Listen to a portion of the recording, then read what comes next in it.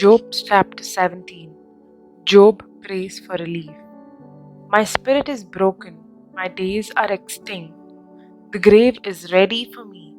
Surely there are mockers about me, and my eye dwells on their provocation. Lay down a pledge for me with thyself. Who is there that will give surety for me? Since thou hast closed their minds to understanding, therefore thou wilt not let them triumph. He who informs against his friend to get a share of their property, the eyes of his children will fail. He has made me a byword of the peoples, and I am one before whom men spit.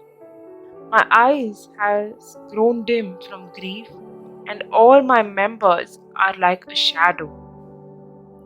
Upright men are appalled at this, and the innocent stirs himself up against the godless. Yet the righteous holds to his way, and he that has clean hands grows stronger and stronger. But you, come on again, all of you, and I shall not find a wise man among you. My days are past, my plans are broken off, the desires of my heart.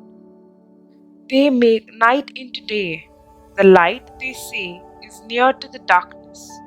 If I look for Sheol as my house, if I spread my couch in darkness, if I say to the pit, you are my father, and to the worm, my mother or my sister, where then is my hope? Who will see my hope? Will it go down to the bars of Sheol? Shall we descend together into dust? Job chapter 18. Bildad speaks. God punishes the wicked. Then Bildad the Shahite answered, How long will you hunt for words? Consider, and then we will speak. Why are we counted as cattle? Why are we stupid in your sight? You who tear yourselves in your anger, shall the earth be forsaken for you, or the rock be removed out of its place? Yeah, the light of the wicked is put out, and the flame of his fire does not shine.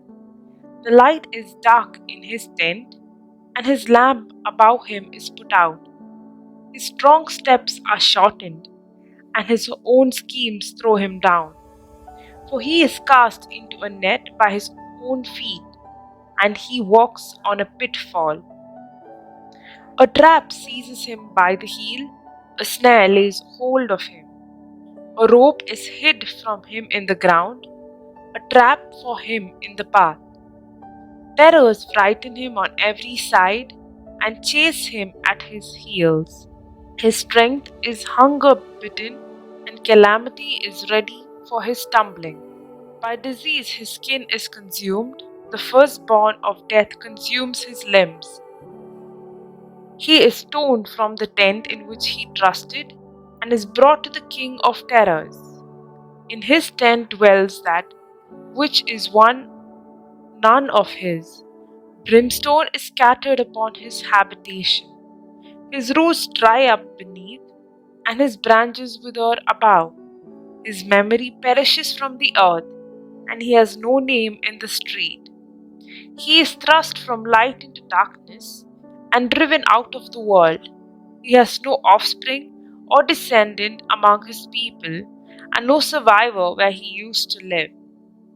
They of the west are appalled at his day, and horror seizes them of the east. Surely such are the dwellings of the ungodly, such is the place of him who knows not God. Job chapter 19. Job replies, I know that my Redeemer lives. Then Job answered, How long will you torment me and break me in pieces with words? These 10 times you have cast reproach upon me. Are you not ashamed to wrong me? And even if it be true that I have erred, my error remains with myself. If indeed you magnify yourselves against me and make my humiliation an argument against me, know then that God has put me in the wrong. and closed his net about me. Behold, I cry out, violence, but I am not answered. I call aloud, but there is no justice. He has walled up my way so that I cannot pass, and he has set darkness upon my paths. He has stripped me from my glory and taken the crown from my head. He breaks me down on every side, and I am gone. And my hope has he pulled up like a tree. He has kindled his wrath against me, and counts me as his adversary. His troops come on together. They have cast up siege works against me, and encamp round about my tent. He has put my brethren far from me, and my acquaintances are wholly estranged from me. My kinsfolk and my close friends have failed me. The guests in my house have forgotten me. My maidservants count me as a stranger. I have become an alien in their eyes. I call to my servant, but he gives me no answer. I must beseech him with my mouth. I am repulsive to my wife, loathsome to the sons of my own mother. Even young children despise me. When I rise, they talk against me. All my intimate friends abhor me, and those whom I love have turned against me.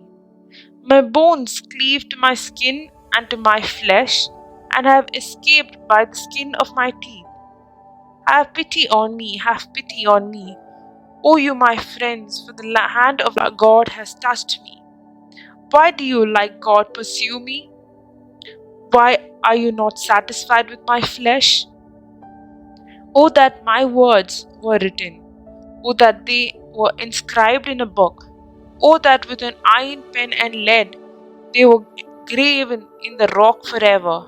For I know that my Redeemer lives, and at last he will stand upon the earth. And after my skin has been thus destroyed, then from my flesh I shall see God, whom I shall see on my side, and my eyes shall behold, and not another. My heart faints within me. If you say how we will pursue him, and the root of the matter is found in him, be afraid of the sword, for wrath brings punishment of the sword, that you may know there is a judgment. Job chapter 20. Zophar speaks. Wickedness receives just retribution. Then Zophar the Naamathite answered, Therefore my thoughts answer me because of my haste within me. I hear censure which insults me, and out of my understanding a spirit answers me. Do you not know this from of old, since man was placed upon the earth, that the exulting of the wicked is short, and the joy of the godless but for a moment? Though his height mount up to the heavens, and his head reach to the clouds, he will perish forever like his own dung. Those who have seen him will say, Where is he? He will fly away like a dream, and not be found. He will be chased away like a vision of the night. The eye which saw him will see him no more, nor will his place any more behold him. His children will seek the favor of the poor, and his hands will give back his wealth. His bones are full of youthful vigor, but it will die down with him in the dust. Though wickedness is sweet in his mouth, though he hides it under his tongue, though he is loath to let it go, and holds it in his mouth, yet his food is turned in his stomach, it is the gall of asp within him.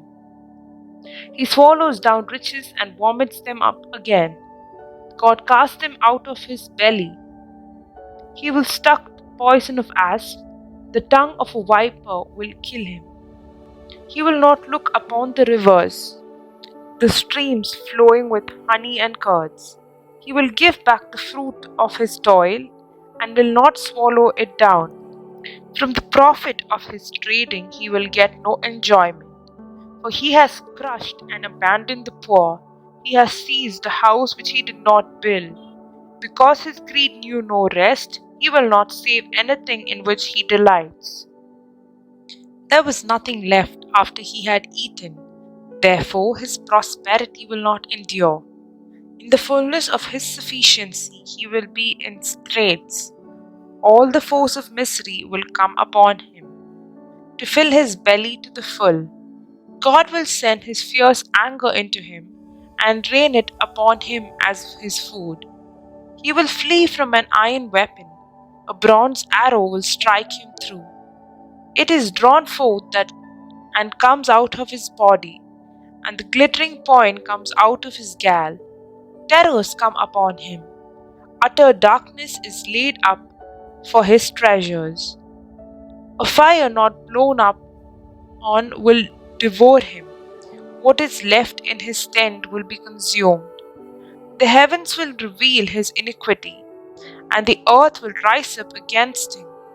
The possessions of his house will be carried away, dragged off in the day of God's wrath. This is the wicked man's portion from God, the heritage decreed from him by God.